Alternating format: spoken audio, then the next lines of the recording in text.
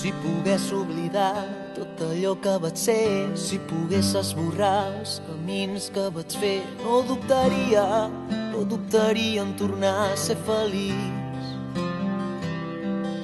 Si pogués explicar per què jo vaig matar, si pogués destrossar les armes que han fet mal, no dubtaria en tornar a ser feliç. Prometo ser l'alegria i escarmentar de l'experiència i apartar-me de la violència.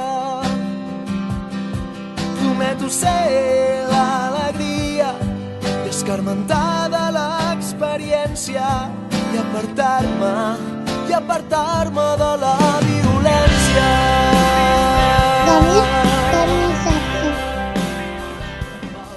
El conte titula El far de la pau, del Miquel Mortoriol. Volem treballar, l'oferta ens il·lumina i ens guia.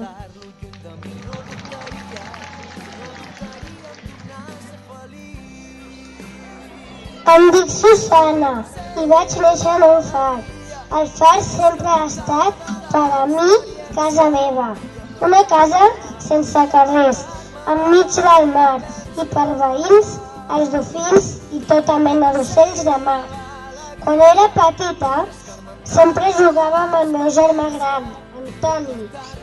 Ell m'explicava tota mena de contes i d'històries que naturalment tenien relació amb el mar i el far.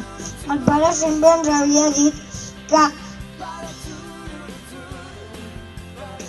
la llum del far guiava els vestis, però que el més important a la vida era trobar la llum dins nostre. Com la llum del far, amb silenci, treballant per la pau. El meu mar és un mar més aviat petit. No és un oceà, però com és el meu me l'estimo molt. Des de ben petita sempre m'ha agradat pujar dalt de tot. Al far i al costat del meu pare observar el pas dels vaixells, observar les aus volant o pescant les sortides i les postes de sol, les onades de mides diferents i les tempestes. Amb el meu germà sempre jugàvem a construir petits vaixells que deixaven anar al mar, que fes via tot sol enmig de les onades. També, cada any, quan jo complia anys, escrivia un missatge en un paper blanc i el posava dins d'una ampolla de vidre. Hi posava un tap de suro i el llançava. No us diré què hi escrivia. Potser un dia trobareu una ampolla de sorra d'una platja i ja ho sabreu. El meu germà tenia un somni i el seu era convertir-se en mariner. Quan va ser una mica gran, va veure com el somni es convertia en realitat. Es va embarcar en un transatlàntic. Anava d'Europa a Amèrica i d'Amèrica a Europa. Jo em vaig quedar una mica sola i una mica trista, però a la vegada alegre perquè havia aconseguit el seu somni. Les cartes ens escrivien, trigaven molt a arribar, però sempre ens explicaven coses. Cada dia baixava a l'extrem del far a veure si hi havia alguna carta a la bústia. I el dia que n'hi havia era una festa grossa per a mi i per als meus pares. Però un dia les cartes van deixar d'arribar. L'angoixa va arribar a casa.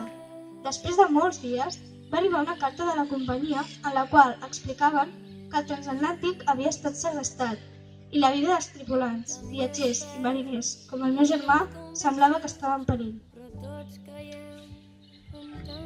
Però l'esperança mai es pot perdre i cada tarda posava el far. Pensava que ell sempre guiava i ajudava a portar la pau als vaixells perduts. En algun lloc el meu germà necessitava aquesta ajuda. Una nit de pluja i mala mar, el pare estava dalt del far. La tempesta era molt forta i feia que les onades xoquessin contra els murs del far. Des de dalt costava de veure si algun vaixell navegava per aquella zona.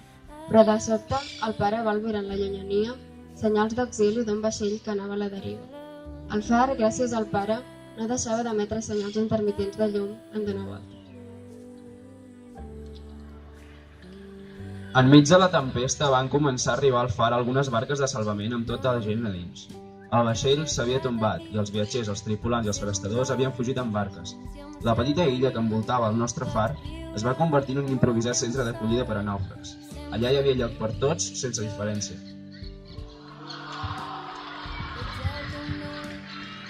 En aquells moments tothom ajudava i un dels que ajudava era el meu germà. Quan els nostres ulls es van trobar, vàrem restar uns instants en silenci mentre les llàgrimes queien a poc per les nostres galtes. De seguida, però, vàrem tornar a ajudar els ferits i a repartir menjar i mantes entre tots els que havien sobreviscut al naufragi. Ja no hi havia segrestadors ni segrestats, hi havia persones humanes que compartien al voltant del far la vida en pau.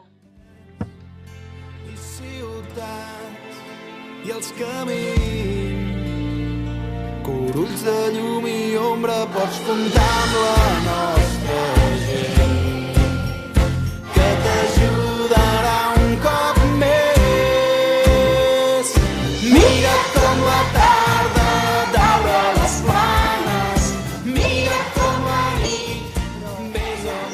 Acabar sense recordar tota la feina que hem fet, però que encara en queda molta per fer.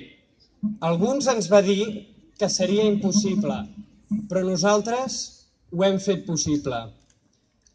La Malala ja ens ho va dir, amb un llapis, un llibre, un professor i un nen es pot canviar el món.